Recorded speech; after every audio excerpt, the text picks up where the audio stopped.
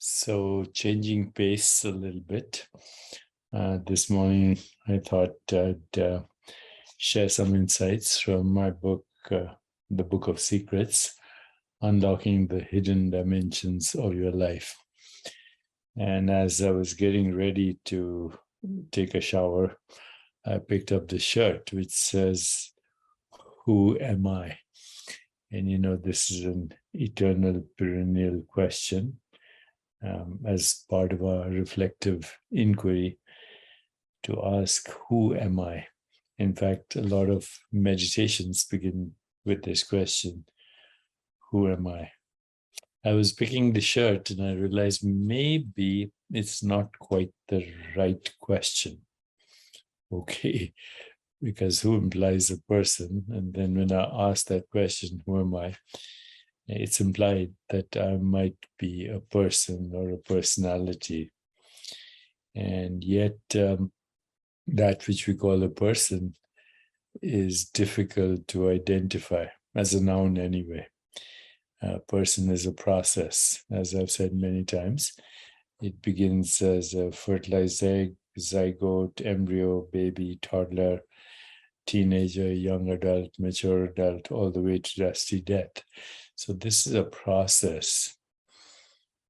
Who am I cannot be applied to a process. So maybe who am I is a concept based on a process in awareness. Awareness is modifying itself as this process and as a storyline, which is called karma, memory, desire. Once you understand this is a process and that every time you look at it, it's a perceptual snapshot.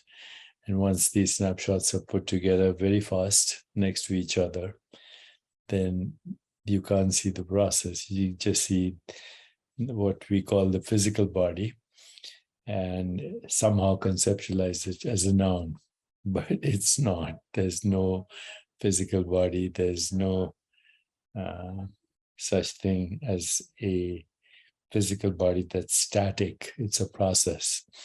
As a process, it is known through modalities of awareness, such as, for example, touching, sensing, tasting, smelling, sound, color, form.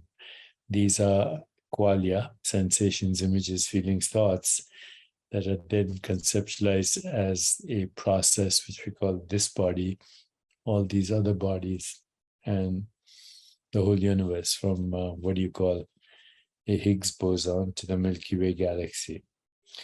And yet this process, let's call it the creative intelligence of the concept we call the body, is actually very fascinating. It has a higher purpose.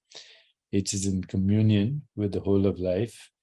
It is awareness that is open to change.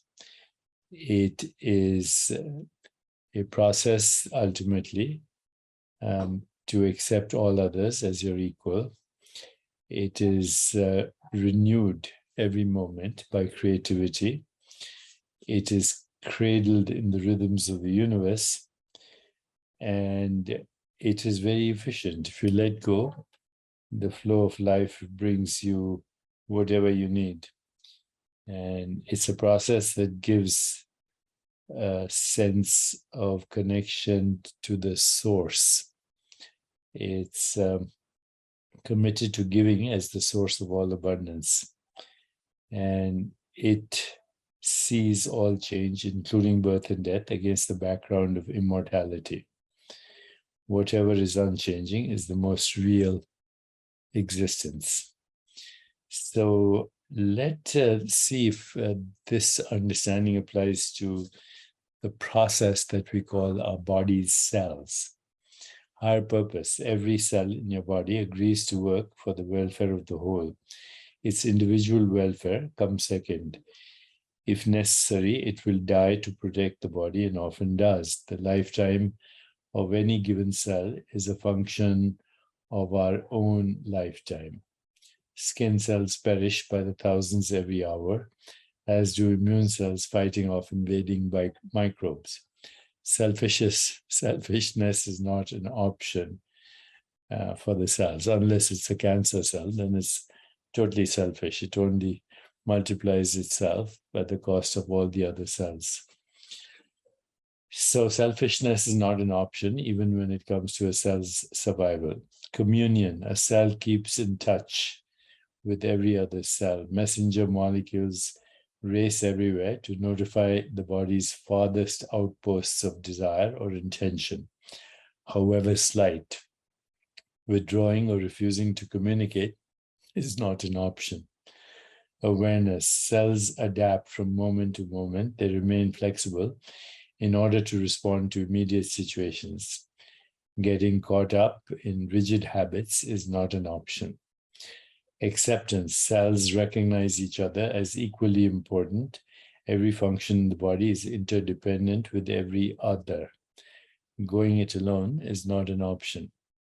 Creativity, although every cell has a set of unique functions, liver cells, for example, can perform 50 separate tasks. These combine in creative ways. A person can digest food never eaten before, think thoughts never thought of before, dance in a way never seen before. Clinging to old behavior is not an option. Being, cells obey the universal cycles of rest and activity. Although the cycle expresses itself in many ways, such as fluctuating hormones, blood pressures, and digestive rhythms, the most obvious expression is sleep. Why we need to sleep remains a medical mystery, yet complete dysfunction develops if we don't enjoy its benefits. In the silence of inactivity, the future of the body is incubating. Being obsessively active or aggressive is not an option. Efficiency. Cells function with the smallest possible expenditure of energy. Typically, a cell stores only 3 seconds of food and oxygen inside its wall, inside the cell wall. It trusts totally on being provided for. Excessive consumption of food, air, water is not an option. Bonding, due to their common genetic inheritance, cells know that they're fundamentally the same.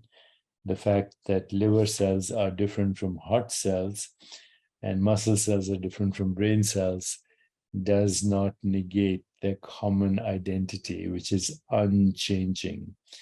In the laboratory, a muscle cell can be genetically transformed into a heart cell by going back to their common source. Healthy cells remain tied to their source, no matter how many times they divide. For them, being an outcast is not an option. Immortality. Cells reproduce in order to pass on their knowledge, experience, and talents, withholding nothing from their offspring. This is a kind of practical immortality, submitting to death on the physical plane, but defeating it on the non-physical. The generation gap is not an option. So all we have to do is be like ourselves. This is the first secret of existence. Be like yourselves. Be a process and unlock the hidden dimensions of your life, of existence. If you like the series, I shall continue with it.